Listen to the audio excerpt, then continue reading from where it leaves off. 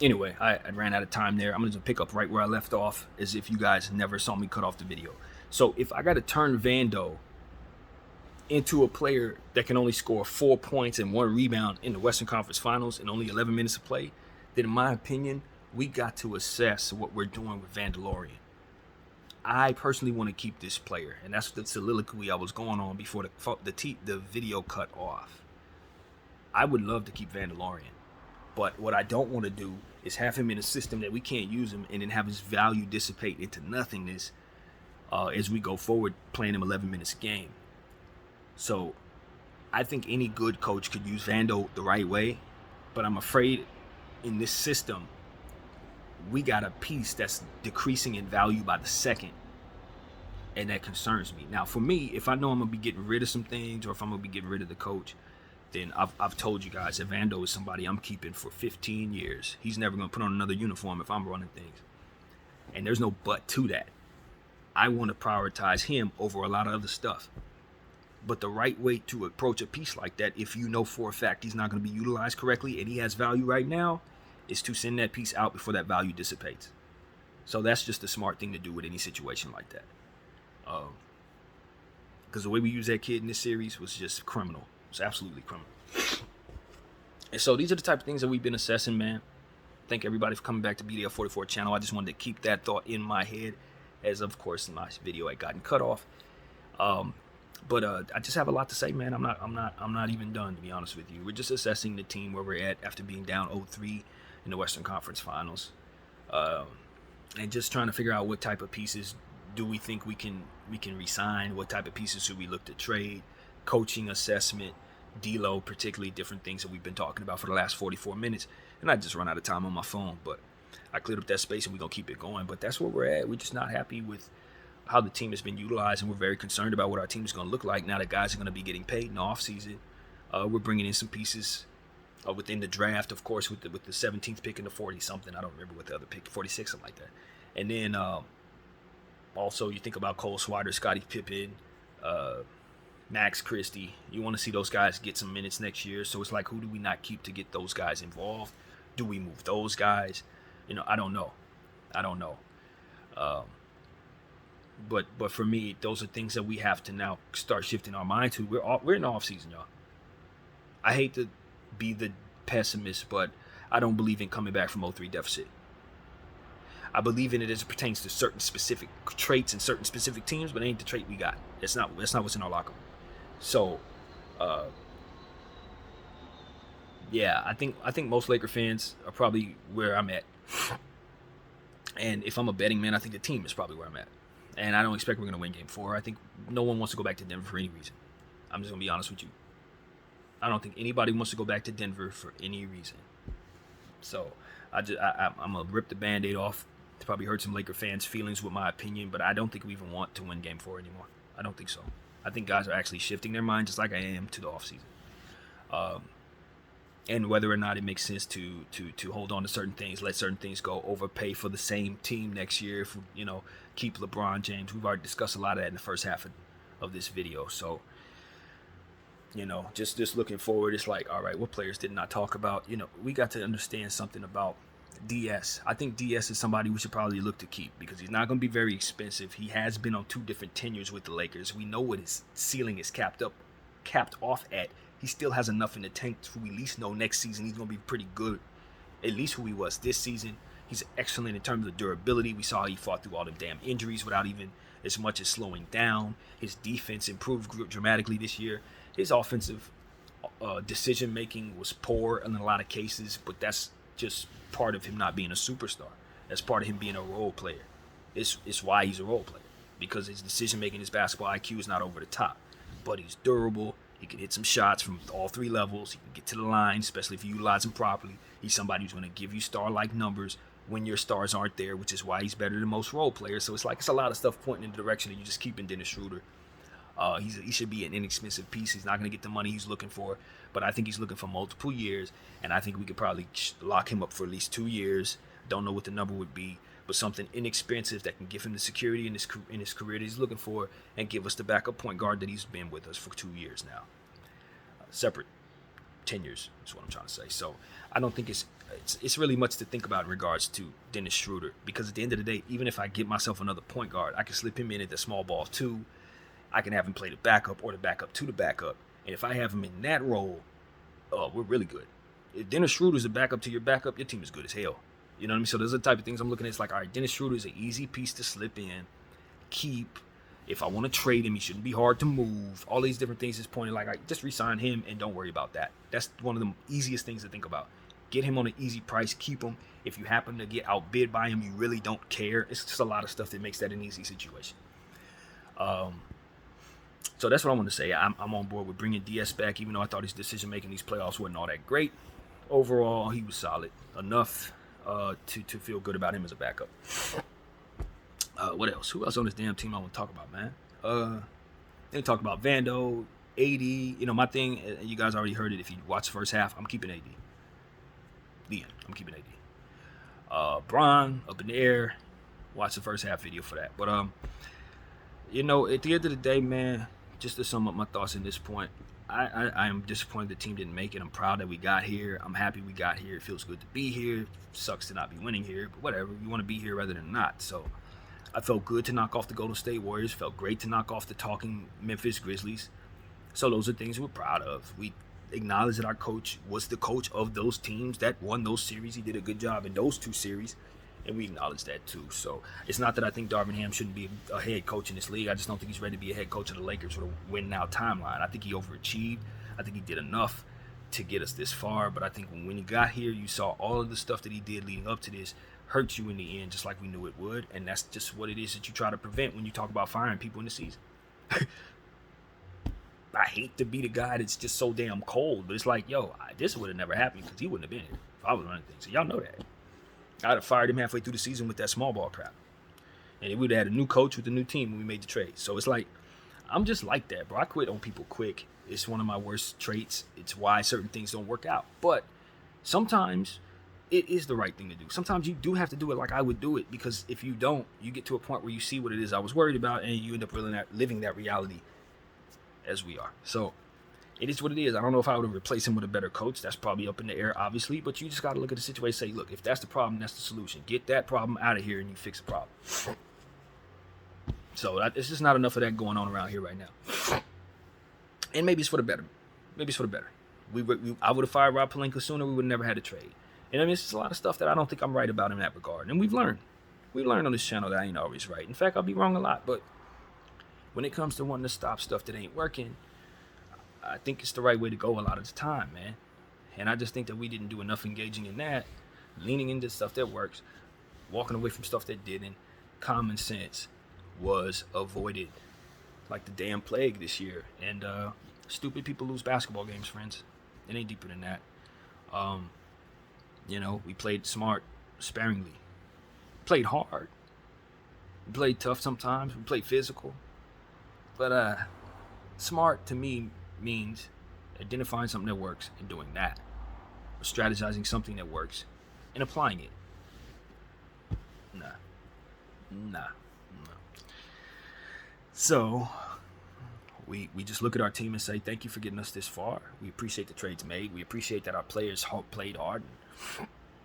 Happy Bron and AD chose this place. Happy to have D'Lo back. You know, all these different things. But now that we're here, it's not good enough. I'm a spoiled Laker fan, man. I've won 7 NBA championships. The Western Conference Finals is not where I end my season as a Laker. It is the reality of my circumstance, but it's not acceptable, obviously. So, do I have realistic expectations about what I can build if I let all this go? Nah. Because if I think I'm going to win a championship tearing all this down, I'm not. But if I'm going to keep on beating a dead horse, so to speak, I can't expect for it to resurrect. That's what this core is. That's what this small ball style has been for us for the last 2 years. And now that I got an Austin Reeves, Rui Hachimura, young crop of players to keep with me, I need to make sure that they have the stars in place that can lead them to the promised land. You understand what I'm saying to y'all Laker fans? I need guys that can deliver, man. Okay? I'm not here to bash anybody or make people feel worse about not performing properly. I'm just here to assess the end of the season at this point with 1 game left to play in the playoffs with no wins. Credit to my name. They didn't deliver, man. I watched Jamal Murray, a player that I don't believe is good as Anthony Davis, and Jokic, a player I don't believe is good as Anthony Davis or LeBron James or whatever. However you want to equate that. I didn't think them dudes was better than us to start the series. I walk out of this series feeling like those dudes are a lot better than us. Not just better, but like they clear our core. And we ain't even talking about role players. We're just talking about AD and Bron, Murray, and Jokic. Like they jumped over them dudes like they were a hurdle. And talk crap. The coach was talking crap. Bench was trash. Even though everybody thinks they got a good bench, they got 3 players on their bench they want to use the rest of it's garbage. And it just didn't get realized in this series. And I look at my core and say, damn, y'all really couldn't do nothing with them dudes, huh? I get it. On the defensive end, they had an automatic advantage. Because anytime they passed to the last guy, they had an open shot. It just was what it was. We could never switch out to their final guy right because they had so much to respect around the perimeter. That's only one side of the ball. What the hell was going on the other side? 3-point shots by Bron? Just jacking up garbage? D'Lo out there not playing well? Turning the ball over? You didn't use the players that we mentioned you didn't use? What the hell happened on the offensive end? The Denver Nuggets have no rim protection, and we barely drove the ball. We were selling for jump shots, letting them push us out of the paint, not going big. You know, everything on paper told you small wasn't going to work, but you did it anyway. It played itself out, and you came back to it. It's like, look, I know Jeanie would love to look good. And so she's not going to be firing people because it doesn't look good to do that. But I think Jeanie's priorities this season should have been different. I think we were too focused on the presentation of Laker culture this season and the presentation of beautiful home games for, you know, LeBron James celebration. This season had that prioritized over winning. Period. They just had that over winning. And because it had that over winning, not enough emphasis was placed on winning throughout the course of the season. Scheduled losses. It set a precedent for lackadaisical basketball. You know what I mean? Gotta sit Anthony Davis in back-to-backs. You got his body used to that. So when he's only playing well on odd days, you have to understand what you've gotten his body used to. Think about it. Didn't y'all see the correlation? He played well in game 1, played bad in game 2. Played well in game 3, played bad in game 4. Played well in game 5, played bad in game...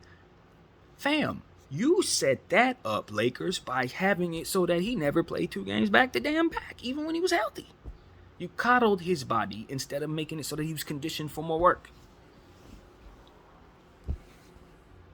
Didn't work. So that's my thing. Lakers didn't prioritize winning. They were looking at things butt backwards for a long time. And I think they've grown because they were even worse 2 years ago, so we can see the progression. I think they'll be better even next year.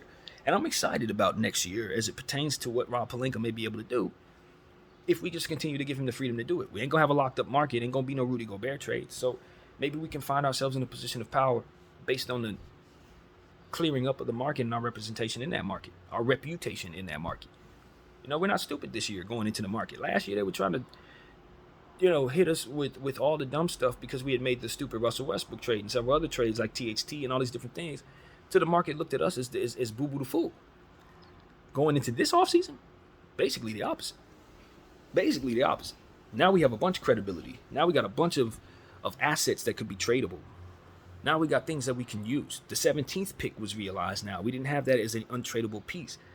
With the pick swaps. So that can give us more flexibility if we decide to move 17.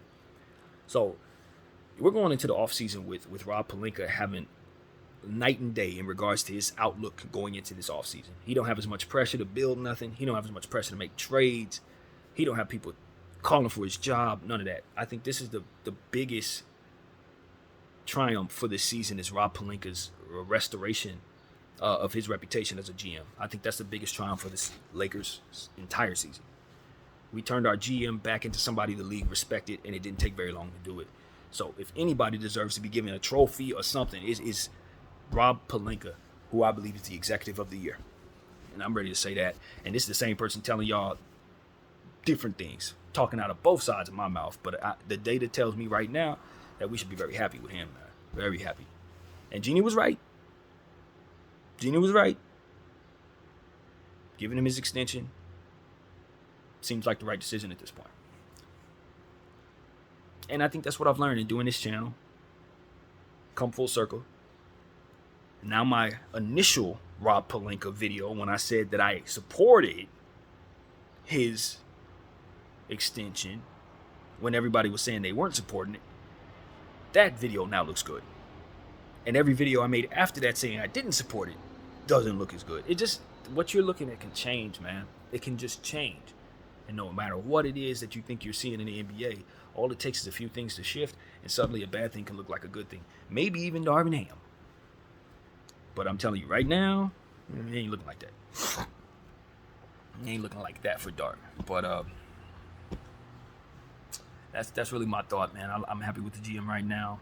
I'm happy with the progression from last season to this season as it pertains to the organizational decisions. Last year we were talking about everything bad. We wanted everybody gone. That's not how we feel right now. We're not saying we want everybody gone. I think whatever we did at the halfway mark of this season in regards to our infrastructure seemed to be the right way to go. Now we're just hopeful that those same guys and gals can keep on moving in the direction they've been going and don't give us, any reason to be upset. We got to be sharp on our contractual decision making. If we get a rookie, let's sign him to a good deal. You know what I mean? Let's not give him a THT or a Austin Reeves or anything like that would put us in a position to have to deal with stuff sooner than we should, or have to deal with stuff in ways that we don't want to. Let's get the contractual details. Every player that we're signing this offseason, absolutely correct. Let's get that correct, man. And don't be afraid to let D'Lo walk. Don't be afraid to let Austin walk. Don't be afraid to let anybody walk if they're going to tank us with their signing. I'm serious about that. I don't care who they are, excluding nobody. Do not sign any of these dudes to an overinflated contract, because what you'll have is not enough. You'll have them, but you'll also have not enough. So if that's what we're signing up for, don't. Even if it's Austin. But understand that Austin should definitely be paid $80 million. If he, and that's the maximum that I think anyone can offer him based on his contract. We don't lose Austin. We don't lose Austin. Not if I'm running things. Somebody else is going. He ain't. But I'm not paying him no $130, $140 million either. That's what I'm telling you. If for some reason I'm wrong and they could pay him more than 80 and then somebody offers him 200, thank you, Austin. We ain't doing that. Obviously. So that's what I'm saying. Let's make absolute sense with what we're doing. Don't let the kid walk because you didn't want to pay him an extra $5 million, but don't pay him an extra 50 either. That's what I'm saying. Pay him his damn 80. You know he's worth it. Rui Hachimura, look, we got to keep Rui, man. Hopefully we can keep him on a good price. We didn't play him to the betterment of our circumstance. Hopefully that kept his price down, since that's ultimately what I think the motive was. If it's gonna cost us him anyway, then boy, was that a failure. Y'all didn't play him the minutes you should have. He was kicking tail the whole playoffs, and he goes and gets a bag somewhere else. Lakers, if that is what happens to us in the Black Samurai, that's gonna be a huge raining indictment on everybody that I just got through saying was doing a good job. Do not lose Rui Hachimura, man.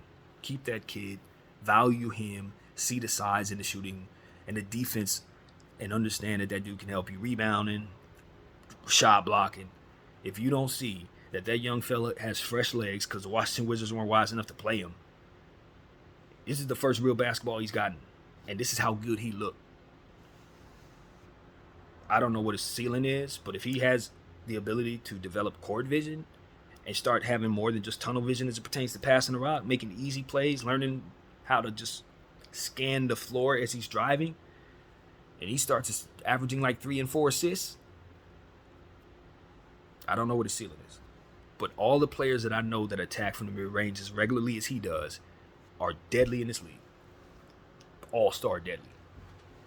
So you think about different players that attack from mid-range in various different places that are very comfortable attacking from places that most Americans are not attacking from based on how we play the game, driving and shooting threes. He wants to get in those mid-range areas, stop and pop areas, and he's very efficient at those. He did not grow up in this country doing our style of ball, and I think his style attacks the NBA in some very, very, very unique and awesome ways. And so for me, I don't think he's a superstar or a star, but he's a damn good rotational piece with massive size that can switch everything. You could put him at the 4, you could put him at the 3, and he's going to bully people inside, and he's going to pick them apart from behind the arc, and he's going to get stops head up.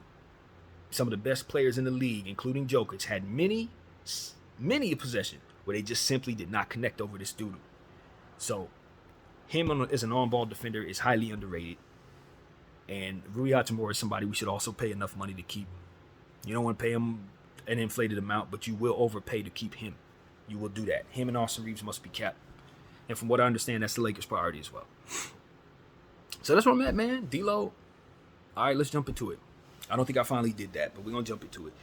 D'Angelo Russell, we drafted a young fella. I like him a lot. The calluses have to be accounted for because it messes with your feet. And if you have bad feet, you can't shoot, you can't run. And he's already an athletic deficient player.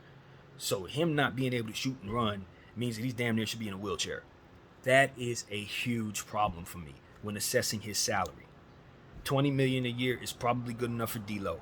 But if he's rendered useless in the playoff because of his style or my style of play as a system, then that is not a right piece for me. LeBron James and Anthony Davis need a point guard who plays defense, who has an inertia going toward the rim, who can put pressure on the rim, what I'm saying, and will ultimately play some defense and make good passes. Austin Reeves is going to need the same type of run and make. We need somebody who can do that. I was about to say a name that doesn't. I was about to throw a wrong name out there, but we need a point guard, a real floor general. I don't know the piece. I don't know. But we need somebody. A lot has been said about Kyrie Irving. I know if we had Kyrie Irving on that floor yesterday, we would not have had as much trouble matching Jamal Murray's efficiency. I know that. I don't think we can find ourselves being able to defend them any better based on Kyrie's defensive concerns, but his best defense is offense. So you add 30 points to our score total yesterday. How are we doing? Take away 15 based on Kyrie's deficiency. How are we doing? Still won. So for me, Kyrie is a piece I probably don't bring in because he's more expensive than I can afford to bring to him the players necessary to keep us great. We're going to be asking him to stay healthy all season long. And remember, that's the key. You got to be able to get to the Western Conference Finals in order to realize that with energy. And if we lean on him the way we have to lean on him, if we play him $36 million, he ain't going to be there at the end because he ain't going to have no energy. Or he's just going to be hurt because we're going to lean on him too much. So that's my problem, Kyrie. If we can get Kyrie for 20, boom, ain't no brainer. Get him here, keep him here. For 20 a year, keep him here. If we can get him for the price that D'Lo is supposed to be making, that is a no-brainer for BDF. Are you kidding me? The problem is, Kyrie ain't gonna take no damn $20 million to play with us. No, I wouldn't. Nah. So that's my thing. Kyrie's too expensive. That's it. But other than that, his God-level talent would have probably helped us in the series dramatically. I don't know if we win the series, but we ain't down 0-3. We are definitely not down 0-3. So that's one thing. I think the same thing about Fred VanVleet. You ain't down 0-3. You feel me? Some of the guys that we could have traded for at the point guard position. Hell, and this is going to suck. This is going to suck, Laker fans. I don't think we're down 0-3 if we would have kept Mike Conley. And I was completely on board with trading Mike Conley to Minnesota for D'Lo, and it was just probably something we could have benefited from not doing. When you think about what Mike Conley looked like in Minnesota this year, think about what he was able to do, shot making and stuff like that, and you look at what D'Lo ultimately gave you, which was nothing. Mike Conley would have been excellent for us in comparison. Yeah, man, D'Lo. I like D'Lo at the shooting guard position as my microwave point guard off the bench, shooting guard off the bench, who can light up the score from behind the arc. I'm going to tell D'Lo to shoot threes. I'm not asking him to do any of that crap Darvin asked him to do. I'm asking him to come in and do what Beasley's supposed to do. That's it. Shoot. Shoot a lot. That's it. I want you attempted 5 threes a night. 6, 7 threes a night. That's what you should have did with D'Lo. You turned him into a 30-point scorer. Hey, shoot. He had him shooting like 3 threes, 2 threes a night. Like, what the hell are you doing? That's D'Angelo Russell. Shoot. And shoot a lot. We weren't doing it right. We weren't doing it right at all. You know, if we were really doing what we were supposed to do, we would have had some rotations that made some sense to have D'Lo and Beasley on the floor in rapid fire shooting situations. Rapid fire. Like if we really had a system that was worth a damn, they would have been on the floor together, firing off. Pow, pow, pow, pow, pow, pow, pow. AD in the paint, Braun in the paint, Rui in the paint, them two shooters. Pow, pow, pow, pow, pow. If we knew what the hell we were doing, we couldn't use them that way. We didn't have the ability to make that happen, but that's what should have been going on. Spot up shooting with D'Lo, spot up shooting with Beasley. Pow, pow, pow, left and right. Dribble penetration, kick out. Pow, dribble penetration, kick out. Dribble penetration, kick out. You know what I'm saying? It's just different things that I would have loved to be able to realize when I know I got that type of shooting on this team. Both of them dudes could have gave me games where they both had 8 threes apiece and blew Denver out. Probably wouldn't have guarded nobody. But then again, if you put the players next to them that could have guarded somebody, maybe there's a combination of players you could have used that made it make sense. Vando, Rui, and AD or something. I don't know. But the point is, those two pieces could have did that for you. Somehow. You know what I'm saying? Somehow. Just like KCP and Murray was able to do that for Denver, some freaking how you should be able to get something out of Beasley and something out of D'Lo from behind the arc to make you a good defensive three-point shooting team.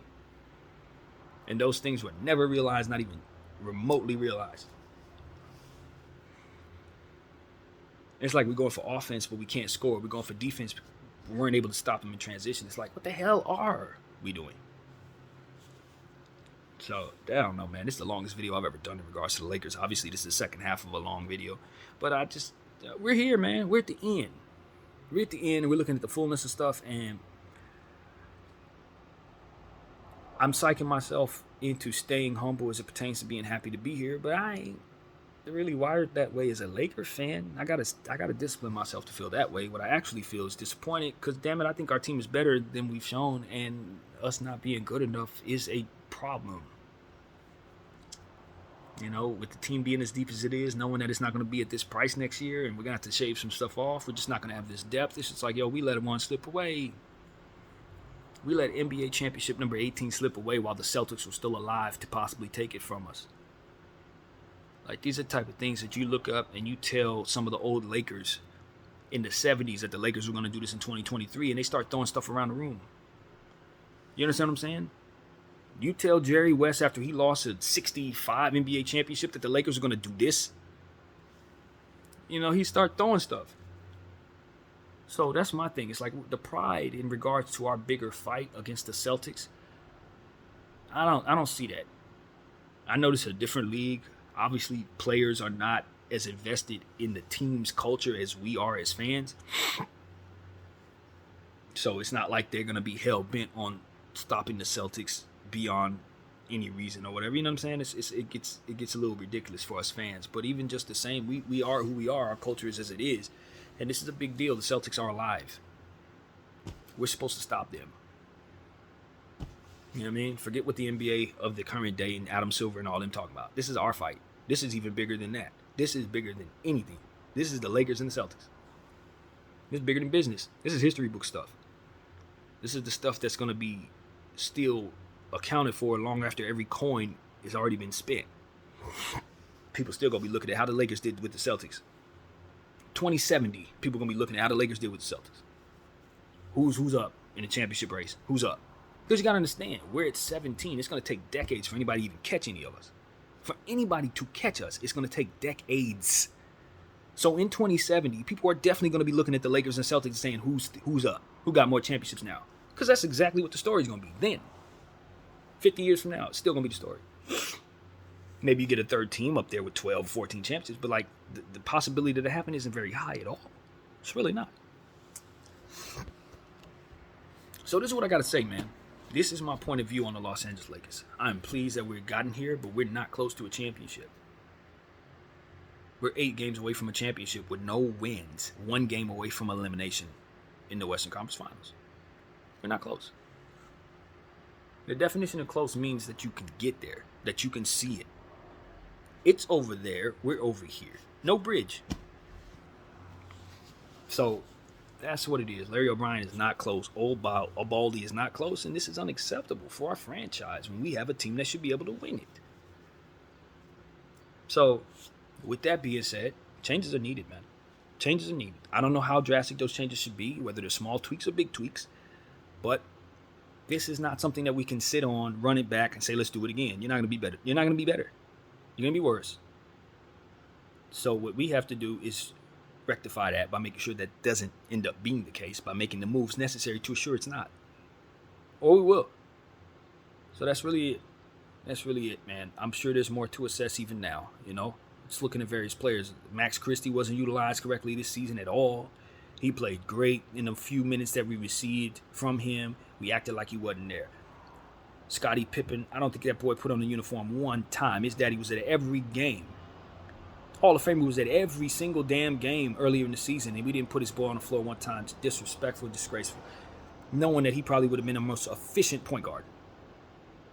Not named Russell Westbrook in the first half of the season, even though, his efficiency wasn't high, you give him his respects, blah, blah, blah. But at the end of the day, he probably would have been the best point guard by now if we'd have used him. I'm telling you the truth. And when you see him next year, you're going to be like, Scottie could have did that? Yes, Scottie Pippen's son, Hall of Famer, NBA champion's son, could do that. And we didn't use him because he was a rookie and we were stupid. We wanted to use other guards without getting into anything in regards to that because there's just too much talking. But other guards. You know what I'm saying? Stupid stuff. So that's where I'm at with it, man. I just want my team to not be too discouraged with my frustration because there's balance here. But it's just a time to discuss what we didn't like and how we utilize or misutilize our rookies this season was not good. Not good. And we would have had a more full team if we would have been able to utilize those kids' strengths. And we would have got more experience for them so that they'll be better even than they are now next season. I think we'll benefit from a training camp. I think there's reason for a lot of Laker fans to be very excited about Rui and these guys getting into a training camp because we obviously didn't have that. And maybe it would have helped us in these playoffs if we would have had a full training camp. Lord knows Denver's had plenty together. So that's to be taken into account. Just how long Denver's been playing with one another, 3 or 4 years together, versus us, who's been together for 6 months. That was definitely a big, huge to-do with the series. That needs to be said. Training camp will help these guys. Even if we bring everybody back, we'll definitely expect that will make us a sharper, better run team with a lot more plays, a lot more cohesiveness. So hopefully that'll be realized if everybody stays. Although some of these guys do need to go. And so that's really what it is, man. I hope everybody is thrilled with the content here. I definitely enjoyed making it, even though assessing the team when we've lost this bad is not really all that fun. All in all, we've had a good season, and we have some things to really be excited about, including some people turning their things around on this team, turning their situation around on this franchise, like the GM, for example. And so we're pretty pleased with certain things. But at the end of the day, we're still stuck at 17. We're stuck at 17. We got LeBron James roster, we got Anthony Davis roster, and we got 17 NBA championships, just like we did at the end of the 2020 season. And it's 2023. I don't know how people feel about that. That's what I'm here to say. I don't know how people feel about that. As a spoiled Laker fan, I can tell you that's not it at all. That's not it. Them names is too damn big for me to only have one ring. We had to deal with too much ego. My turn, let me take a bad shot. My turn, let me turn the ball over and not care. It's a lot of me stuff, man. And I don't think LeBron is a selfish person or a selfish player. But making him the main character this season was just a misguided way to lose games. When you consider we were trying to get that whole thing going with his record, he lost that OKC game. We had no business losing that game. They weren't even playing better than us in that day. They weren't better than us that day, but we just didn't care nothing about winning. It's just like that type of main character prioritization catered to some bad tendencies that we carried into the Nuggets series. Giving him the green light to shoot 20% three-point shots. If he was coached properly, you would have never even thought that was a good idea. We would have had something schemed to where it would have never made sense for him to even try no stupid crap like that. Because we would have been running other specific plays at those moments that he would have known to run instead of having the freedom to just jack up some bull crap. I didn't think LeBron James was coached very much this season. I don't think so. I think guys was tiptoeing around him, and I think it hurt him. I think he needed hard coaching this year. I think in year 20, LeBron James needed to be screamed at a lot. I think he would have responded well to it, too. Because at the end of the day, that's what he don't have. People are too afraid to tell him to not do something, and what the elephant in the room is he needed to be managed just like anybody else who was out of control. He really did. He was wrestling with some things that had nothing to do with winning and losing this season, including his age, his health. He just needed to be given some direction and common sense and some redirection in regards to what his role would be, so that he didn't wrestle with not knowing what it was. Am I the superstar? Am I the second in line? Am I supposed to be falling back? He didn't know, and it showed. And I want that to be understood. LeBron James, according to BDF and what it is that I saw, throughout the course of the season, he was trying to play multiple roles because there was no concise role for the king. There was a lot of ambiguity as to what it is he should be doing. Let him figure it out. I don't know, King. You tell me because you're the better player type stuff with the coach and the player. It's just like, yo, I did not see LeBron James be coached this season. I saw him be given good encouragement, backed up in the locker room and on the podium, used a lot, given the minutes necessary, given the green light all the time. But was he given direction and concise directions? No, not from where I was sitting. No. He was told to do what he does, and we'll go home with you, great king. And we died with him. He needed a Phil Jackson, not a Dark Man. So that's really what it is, man. Do not, and I'm going to say this to everybody going forward, do not underestimate what a person my age would need in terms of guidance. Because when you get to this point at 38 years of age, you've lived this long, you don't think a person needs guidance. But what I've learned when you get to 38, there's a lot of stuff just for myself. It's clouded by the stress and the strain and the various different things, and it keeps you from seeing clearly sometimes. Comments, you got memories backing up millions and millions and millions of days to where it's like sometimes what's right in front of you just isn't as simple as to see. It should be, but the older you get, the more clouded life becomes. The more distracted you can be by just everything else that you've always dealt with. As opposed to when you're 22, it's just less to consider. You got less on your mind. You got less experiences to reflect on, less memories to scare you, less trauma to overcome. It's just a lot of stuff people got to understand. When you're younger, it's just a simpler way to go. Less concerns, less wisdom. More likely to just go all out and not know no better, not take the moment seriously. Sometimes that can have a bad effect. Sometimes that can have a very good effect. Because if you're not taking the moment too seriously, you're just playing ball. And I think our guys was really feeling the moment. Not playing ball, but ball was playing them. And that's what happens when you've been in the game for so long as a superstar. You have the role. People been getting on your case about not hitting shots and doing this and that. Until it gets to a point where it's like you can't even make a decent decision because you got all those different people's opinions in your head. He should, he shouldn't, he should. He said, I don't know what I should do. Instead of just trusting your talent that they're all reacting to begin with. But see, when a guy like him trusts his talent, he's leaning into stuff that ain't working. Shooting free throws don't hit, or rather 3-point shots that don't hit. You know, not playing hard on the defensive end in certain spots to conserve energy, just so he can go back down and rush at the rim to not get the foul. You know what I'm saying? It's just like, bro, you didn't play defense all season long, and in the playoffs decided to play defense and give offense no credence. It's like you switched up your whole game plan when you got to the playoffs. You should have known that wasn't going to work. It's the same thing I said about how we were running certain plays against Denver. It took us out of what we've been doing all year. Certain plays we had Austin shooting the ball. He was hitting those shots every time because we were hitting them from the same spots. In the Denver series, we had him shooting from different spots, catching the ball in different ways. It's like, yo, he ain't going to hit those shots. He ain't hit those shots all season. We had him doing the same stuff over and over again all season long and work until we get to the time in the end. And it's like, whether it be Denver forcing us into those adjustments or us forcing ourselves just to do stuff that didn't really work. Whatever the case, it's like, yo, we didn't get the most out of our guys. We didn't have them running the same stuff. We didn't have them doing things that were familiar to them when they needed to be able to do things that they could lean into with ease. You had them doing complicated stuff that they'd never done before when they need to be doing stuff that they know how to do. So, 80 minutes of talking about the Lakers, man. I don't even know if I got it all out, but I think I'm going to cut this content off at some point so you guys can do something else with your day. But I do appreciate everybody allowing me to vent about this team, and I'm pretty sure I could go for another 40 minutes and may. But for now, I think I'll cut it off and try to listen to this content, make some breakfast, start my day, and get used to the new reality that my team just did not really get a championship at all, didn't have a chance at it or nothing. which we were believing that we had a chance at the championship all the way up until about yesterday morning. You know, that's the kind of thing it was. It's like we really thought that there was still a chance, but now it's like not even close. I don't expect for us to get as much as a game in this series now. So yeah, it's a lot to consider when trying to be grateful. It's a lot.